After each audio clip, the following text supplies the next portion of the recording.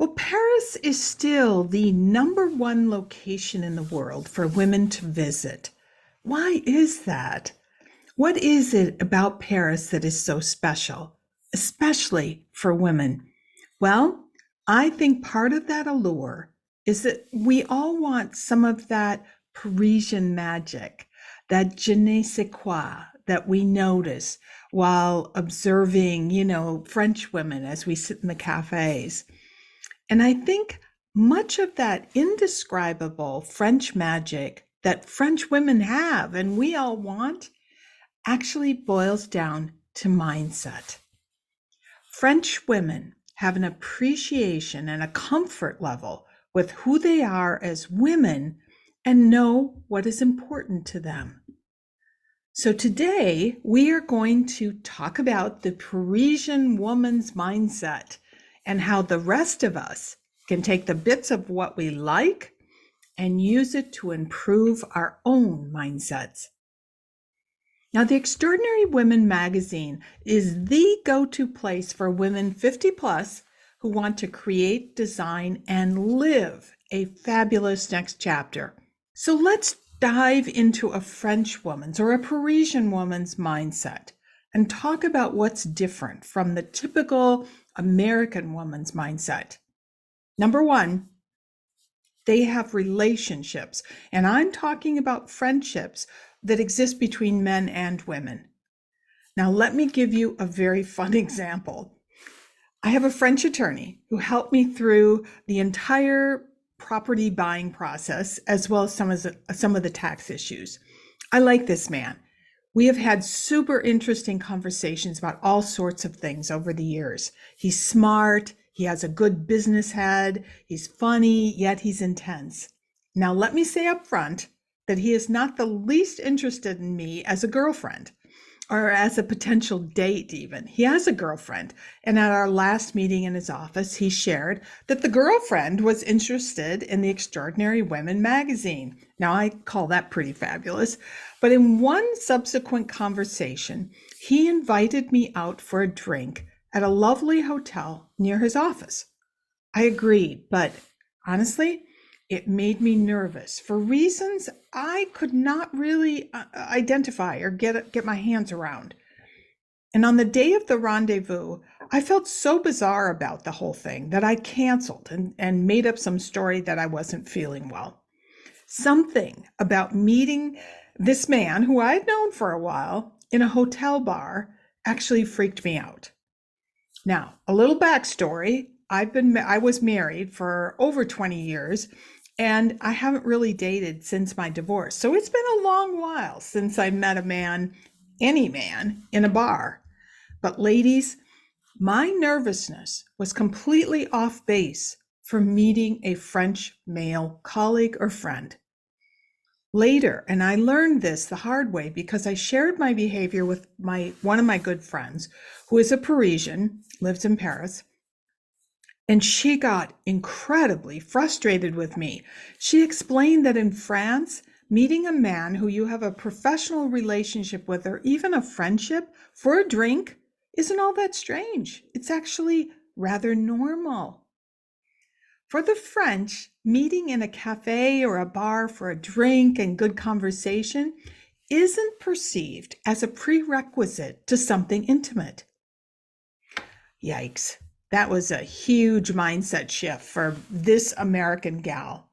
Meeting a man for drinks in America at my age is rarely done. And if it is, it's arranged, one of those match meetings or whatever. But it's usually perceived as something beyond friendship.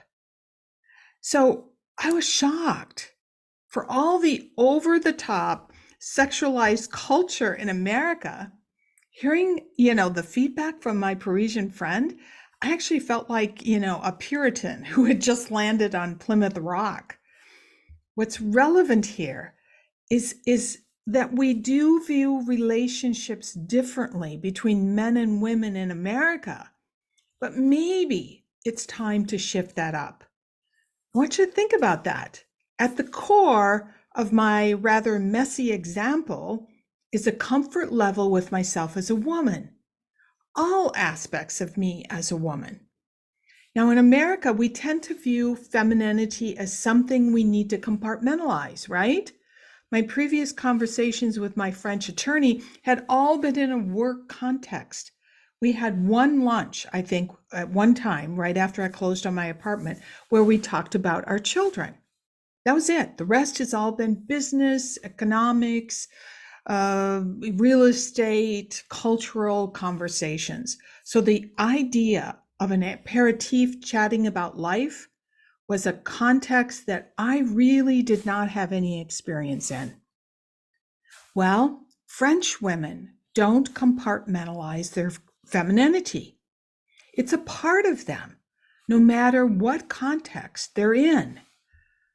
And shifting that, though, I have to say, especially for those of you that have had a long corporate career, can be a huge shift. Because in America, corporate women often feel that they have to leave their femininity at home, right? In order to be taken seriously. And when you do that for 20, 30, or even 40 years, it's kind of hard to view yourself as anything close to a feminine woman without doing some work. And this is one of the things that we actually talk about or plan to talk about in the School of Joie de Vivre. But in the meantime, I want you to all try to embrace your femininity, knowing that even though you have most likely a fabulous mind, a mind that can be strategic, scientific, analytical, etc., you are moving towards incorporating your femininity into every context that you live in. And you're really moving towards making that femininity a part of you, a core part of you. Number 2, find joy in moments every single day. And I'm going to clarify what I mean by moments. That is the joie de vivre that every French person expects, almost as their right. And they unconsciously look for this joy every day. Now, joie de vivre is roughly translated as the joy of life, but it refers to the present moment. It's not like a deathbed reflection. Did I experience joy in my lifetime? It's every single day and in specific moments, an acknowledgement. Wow, this is joy. So what brought you joy today? And I want to ask you also, how are you figuring out ways to feel joy every day? This was hard for me too. I'll be very honest with you. One of my podcast guests, Wendy Harrop, who runs Phineas Wright House, stated in our podcast that she tries to choose to do things that delight her every single day.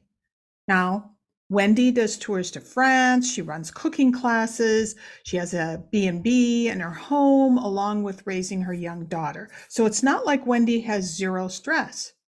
So her phrase stuck with me. Are you doing what delights you? I think this is very much a part of the joie de vivre that French people embrace, because they truly believe that you should be doing something that delights you every single day. Now, for a French person, a French woman, this doesn't have to be big.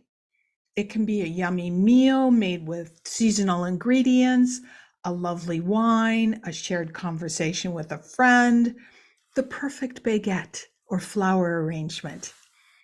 But as Americans, we tend to buy into this idea that everything we do has to be big. And if it isn't big, it isn't worth talking about or celebrating.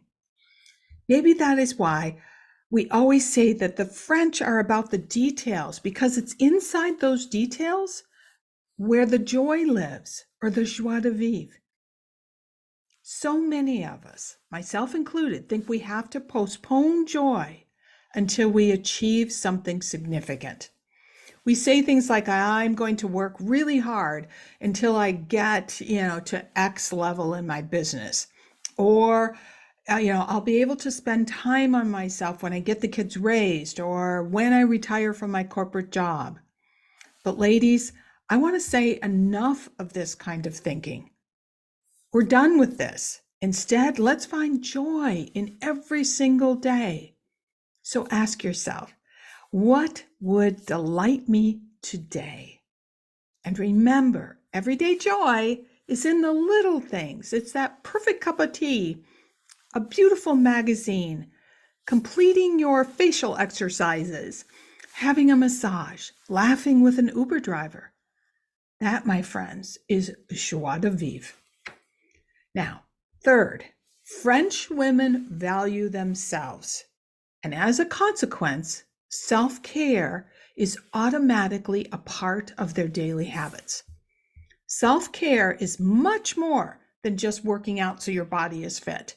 That's part of it, for sure, right? But it's also about taking the time for, a facial mask that requires that you lie down on your bed quietly for 10 minutes, not looking at your phone, not watching television, nothing. It might be taking a bath or making a meal, a beautiful meal. Another self-care habit could be setting aside time each day as your creativity appointment. Those minutes when you let yourself daydream or imagine, sketch, dance, draw, whatever it is. Recently, I heard in a YouTube interview, actually, someone was interviewing Jo Malone. And Jo Malone shares that she sets aside 30 minutes each day to just let herself be creative, think, and to imagine possibilities. Now, for those of you who don't know her, Jo Malone created Jo Malone, the company, which she sold to Estee Lauder back when she was fighting breast cancer. But Jo, once she got healthy again, she started another company that she named Jo Loves. Check it out. It's very cool. Obviously, Jo's a perfect example. Giving yourself creative time each day is a winning formula. Many of us, though, myself included again, have bought into the idea that spending time on self-care is selfish or even diva behavior. But ladies, not only have we earned the time for self-care, but if we had embraced the Parisian woman's view of self-care years ago, things might be a little different today. So it's never too late, right? If I go back and I look at those years, raising my daughter who had dyslexia, auditory processing issue, what did I do every day? Well, I gave up my tennis, which I absolutely loved.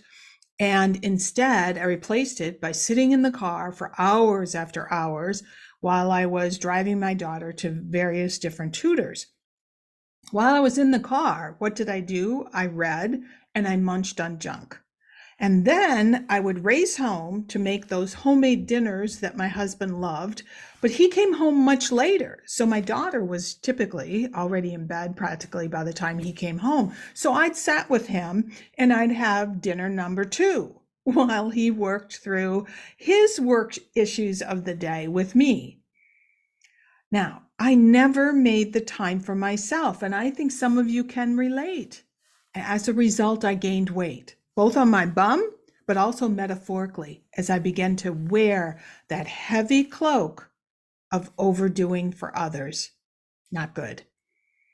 And at this point in your life, the kids are grown, the corporate career is winding down, whatever it is time to embrace new habits.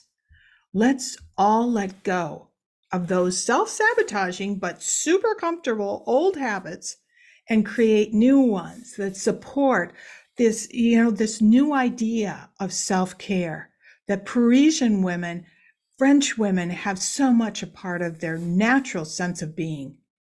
Make a list of how you spend your time each day. I think what will happen to you is that you will immediately see that those things that you need to change, those things you need to let go of, so that you can make room for self-care as though you are a French woman. And I'm going to leave you today with something written by Wendy Cohen. Now, Wendy is just a superb writer. She publishes on Medium. And I think she actually just published her new book, but I thought this was perfect. This little piece was perfect for today's topic. And I'm going to end with this. And these are Wendy's words. Sometimes we are all given all the wrong rules. Sometimes we are all given all the wrong cautions. Too often, we absorb all the wrong messages when the only really important message is to listen.